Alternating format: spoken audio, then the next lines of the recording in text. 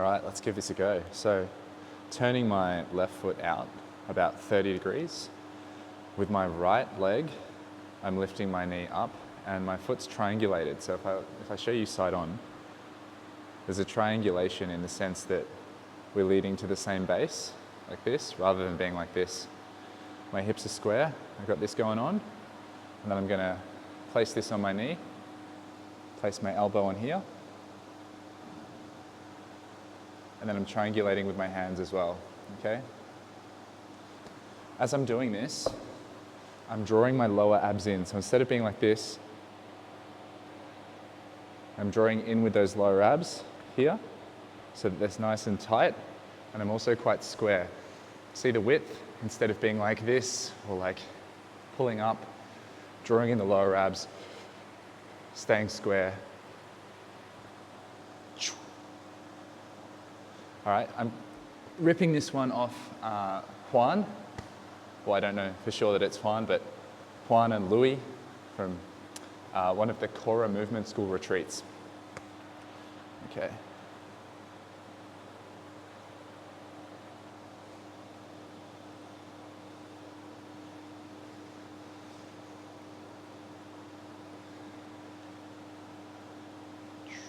I don't know how I like this, different rotations.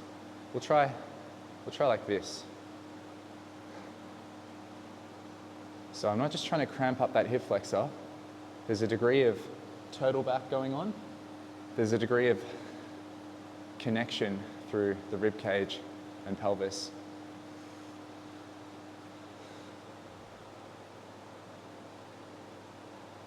Interesting.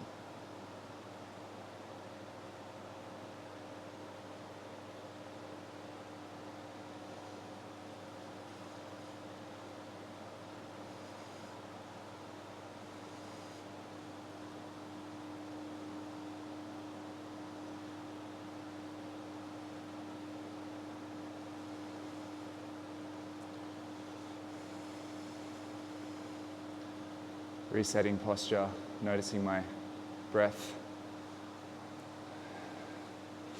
losing quality a bit. Okay. Go for another 10. Oh, no. It's turning to shit. All right, first time I've done that, experimenting, it went well.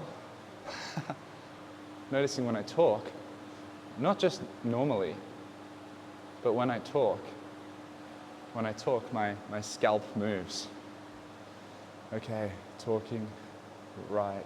Oh, wow. Something to do with maybe tensioning the back of the neck.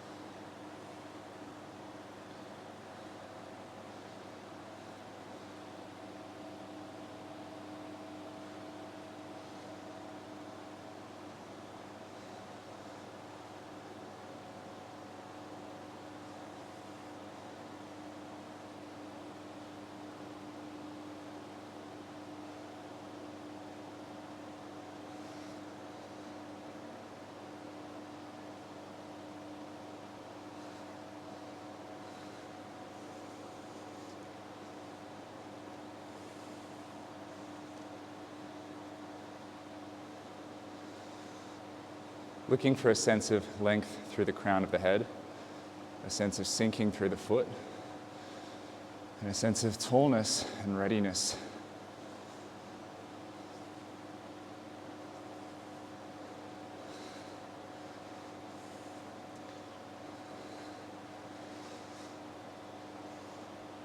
Lower abs on, nice and broad.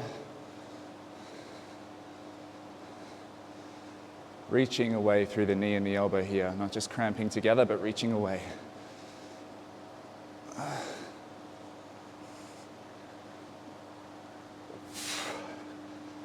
Beginning to lose quality. Okay. Interesting. Okay. Comparing the feeling of connection through the midsection on each side, comparing the mechanics of the shoulders, where I'm getting tight, where my body's pulling me. You want to notice your stress points. So when you're doing any hold, you want to notice which points chronically shorten, because they're essentially trying to lock. You have these normal compensation mechanisms. And when you're trying to transform your nervous system, transform your brain through movement, and unlock your body's potential, you want to see where those areas are so that you can unbind them and they can be of the same kind of tissue quality as the rest of your body. And that way you can move as one body instead of feeling like you got these tight spots and these really weak spots. It's kind of the same feeling of bodied, balanced tension. It's all connected. If you pull one part, like if I adjust my shoulder, I'm going to feel it everywhere. That's the feeling we're looking for. That's what gives you that really athletic sense of connection, along with just a level of relaxing.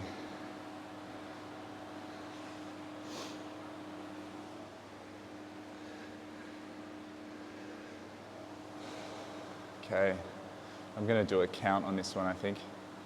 Maybe like, yeah, we'll see what I do, but I'm going to count it.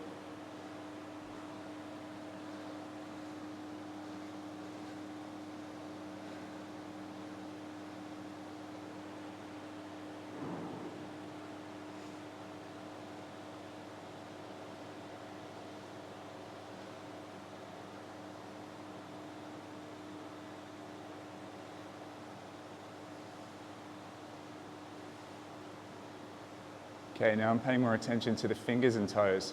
So this elongation is like stretching the silk of the fascia, helping me focus on my head, my feet, my hands. Kind of helps my posture connect.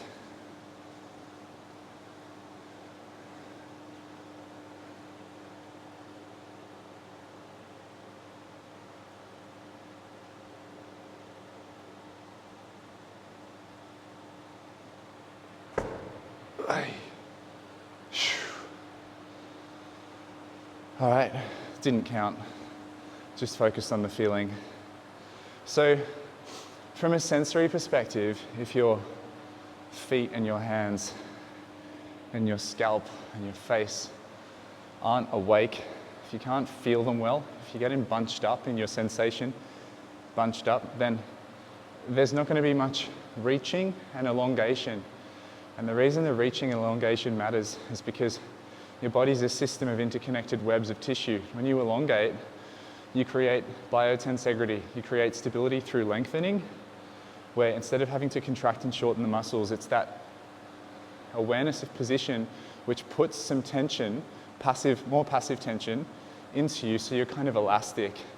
And then if you're long and elastic, then you can naturally recoil more easily in whatever movement you're doing. Instead of having to drive that movement through conscious muscular contraction, you get this nice reflexive, bouncy quality where you can always move faster when you're set up in a good position like that, and when you're well organized, than if you have to think about it. So that's why incorporating the hands and the feet is really good.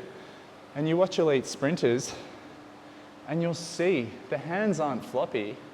They're like, it's because they know how to connect the body, and you have to at that kind of velocity and force level. So we're doing that here. It's the same as if you see, martial arts stuff. You got like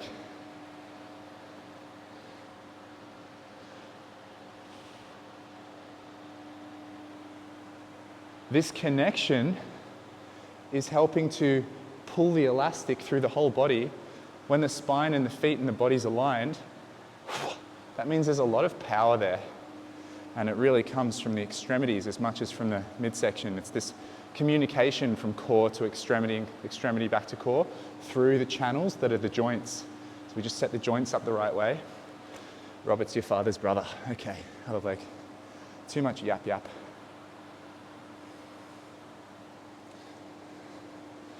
starting to feel like a proper fucking Shaolin monk at this point. Let's go here.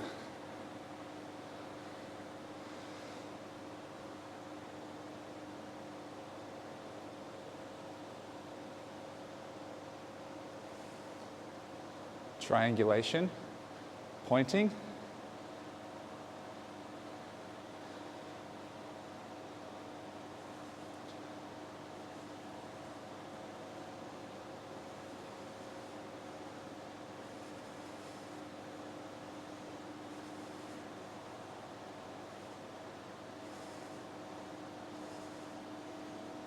How can I connect my body to feel ready?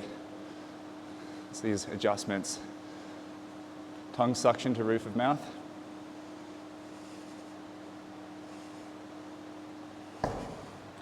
So I think part of the triangulation idea is forward motion to a fixed, a point of focus, one-pointedness. And so when you're triangulating, if you were in like a scenario where you're playing push hands or you're tackling someone or there's some kind of interaction, you don't have to do two movements to redirect. You deflect and you continue in your path. Cut through the middle. So if someone comes towards me, if I have these open joint angles and this connection we talked about, then there's a level of deflection where I can continue towards my point, deflect what's coming towards me, and I'm doing one thing while my opponent is doing two things. If you think about that in like rugby, martial arts, if you don't have to think, if you don't have to reorient, if you're in a direction and you can deflect and pierce through that person's sense of their ability to respond, if you can just pierce through that, you're going to win. You can fall through them. You can fall into the tackle, kind of fall into a hit. You know, this is a principle. Obviously, there's technical application. Obviously, there's like a lifetime of sport-specific skill that comes with this, but this principle still applies. It's that spearhead idea, like the way you organize your troops on the battlefield, the Romans, wherever it was. All right, one more of these on each side. I'm going to start on my left.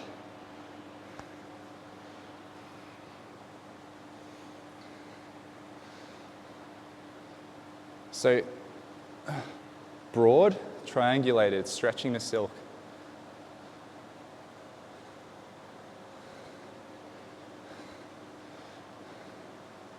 Fuck.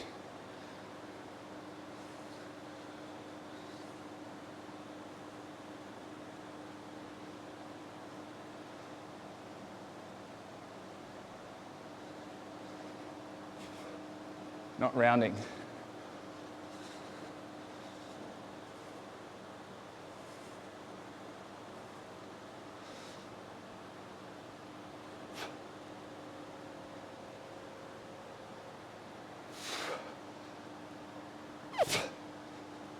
Not rounding.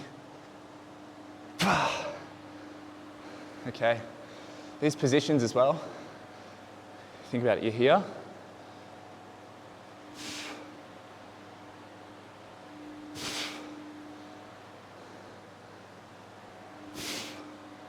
There's a sense of like the balance and the midsection are already set up the way you need them to be. And because they're already set up, then you can just organize the limbs. And so having this postural awareness and spending time here is more likely to make them sort of default positions. Let's say I'm not a Muay Thai fighter, I'm not. But let's say you're used to holding something like this.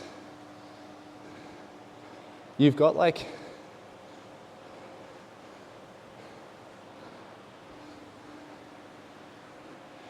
options, and that's why I guess they're traditional martial arts shapes. I'm just figuring this stuff out, so I get the body. Don't talk to me too much about fighting, I'm still learning. All right, I'm gonna do one of these facing you So 30 degrees, sinking down, sitting on a bar stool. Triangulation, see the black tip of my toe? Triangulation. This is a nice, strong position. If you explore this, you'll feel how strong it is.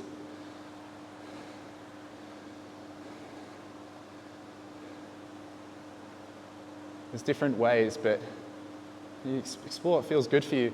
The principle is spinal alignment through base. Reach, we're not rounding, we're getting broad and regal at the same time as keeping this on.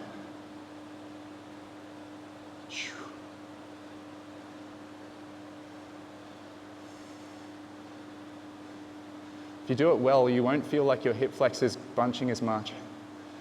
You'll feel more like the rest of your body's connected, and that your weight distribution, because you're leaning back slightly into your weight, is helping you lift the knee.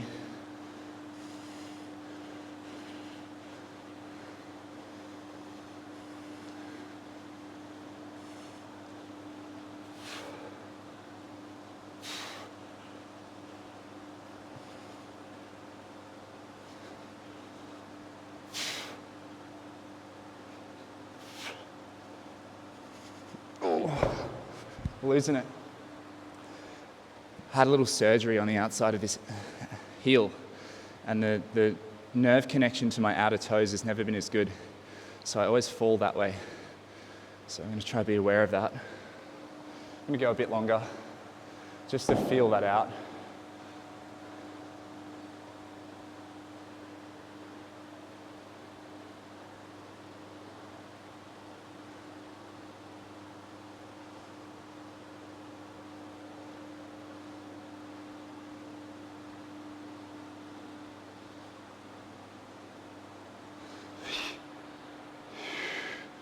Yeah, cool.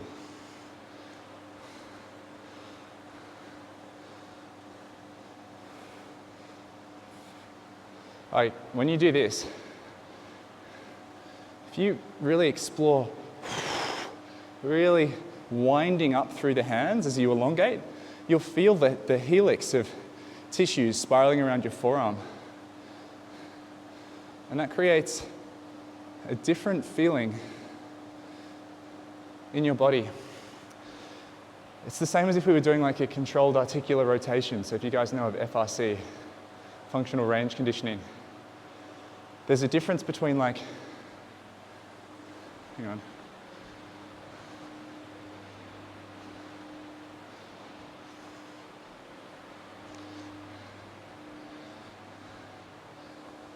There's a difference between just doing a big circle with a fist and gripping all your muscles really tight with your shoulder to gain mobility and range strength versus winding, something I played with at a movement jam a couple of days ago in Mullumbimby. So winding.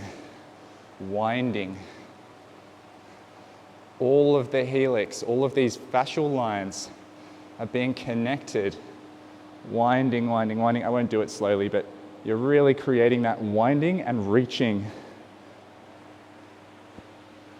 elongating through your body. You know, this spiraling effect is how the joints create their stability. And through reaching, when you also wind, it's very stable, but it's long, it's elastic. So I really encourage you not to sleep on the hands and the feet at any point if you want to feel connected through your whole body. If you're working something like a hip car, a hip controlled articular rotation, or just a hip circle, then an example of this is like floppy foot. Okay, I'm going to go through this range, I'm going to come up here, internally rotate, go back there, and come around. But if instead I create a little bit of elastic pull through my foot, lifting the inside ankle bone, so like this, lift the inside ankle bone,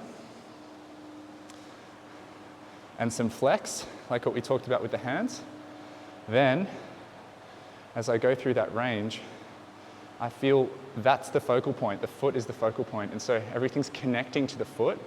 And straight away, that immediately makes me aware of everything in between. How are my ribs? How are my hips? How's my pelvis? How's my hip flexor? How's my knee? How's the connection?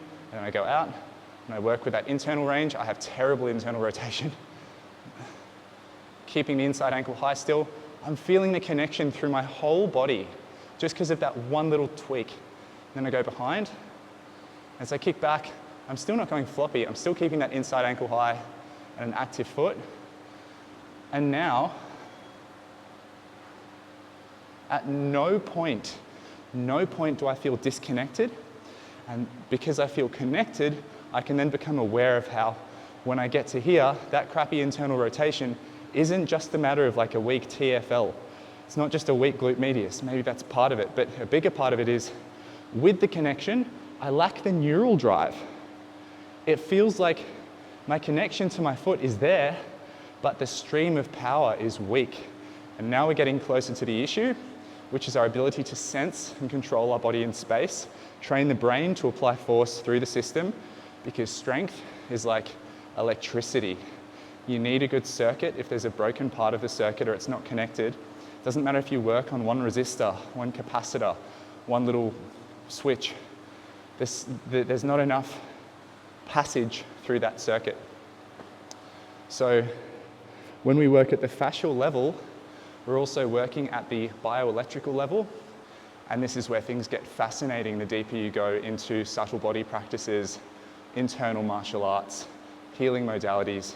This is where we have to use a different kind of language until science catches up with what direct experience has already taught us through thousands of years of yoga or qigong, stuff like that.